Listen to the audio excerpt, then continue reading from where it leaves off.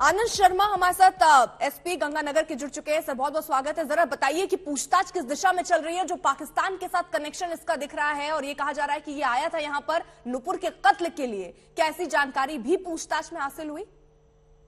जी नमस्कार। इसने जो है पूछताछ में जो रिजवान अशरफ है, जिसको 16 और 17 की मध्य रात्रि बॉर्डर के पास फेंस के पास पकड़ा गया था, उसके खिलाफ foreigners act, passport act, arms act में मुकदमा दर्ज हुआ।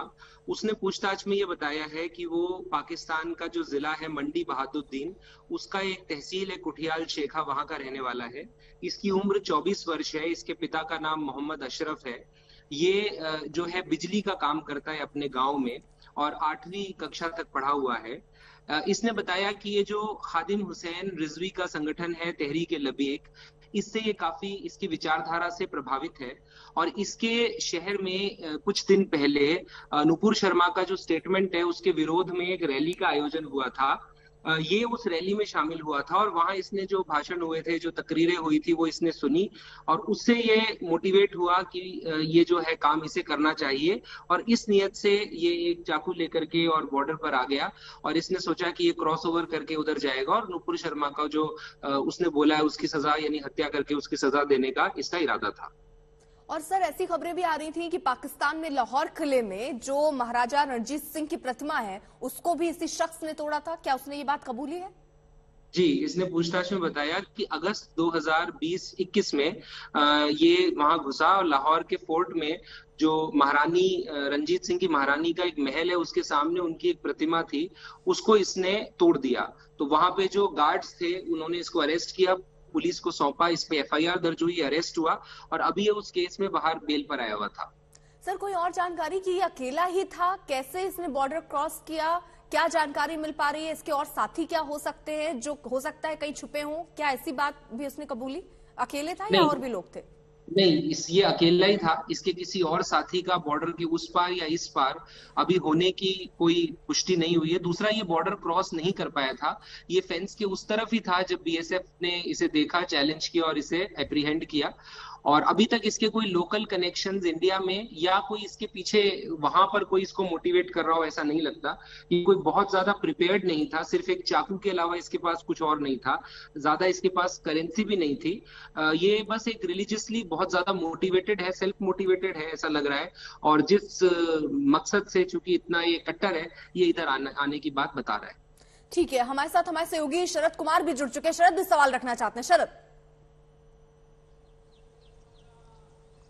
सर देखिए, सवाल उठता है कि अगर उसके पास टेलीफोन नहीं है, मोबाइल नहीं है, करेंसी नहीं है, तो फिर वो कैसे जाना चाह रहा था? और जिस तरह का ये बॉर्डर है अर्पिता, मैं एसपी साहब से पूछना चाहूंगा, जिस तरह का बॉर्डर है लगातार जो मादक पदार्थ आते रहते हैं और इस तरफ लोग रिसीव करते रहते हैं, तो निश्चित रूप से जब मोबाइल नहीं है, करेंसी नहीं है, तो ऐसे कैसे आया? क्या इसी की जानकारी के लिए वो पूछताछ कर रहे हैं? कोई डाउट नहीं है कि हमारा फोकस अब इधर ही है कि क्या इधर कोई उसका सिंपैथाइजर है या कोई ऐसा व्यक्ति है जिससे वो टाई अप करके आया। परंतु ऐसी बात अभी तक नहीं आई है। ये बात सही है, वो मोबाइल फोन अपने साथ नहीं लेकर आया है और करेंसी जो छोटी मोटी पाकिस्तानी मुद्रा में ही थी इसके पास, इंडियन करेंसी नहीं थी। इसको ये भी आइडिया नहीं था कि ये किधर है, किस शहर में है और नुपुर शर्मा कहाँ रहती है, ये भी इसको नहीं पता। इसे जब पूछा कि आप वहां कैसे पहुंचोगे, तो ये कहता है कि अगर मेरी किस्मत में होगा और मेरे ये काम करना मेरे भाग्य में लिखा होगा तो मैं अपने आप वहां पर पहुंच जाऊंगा।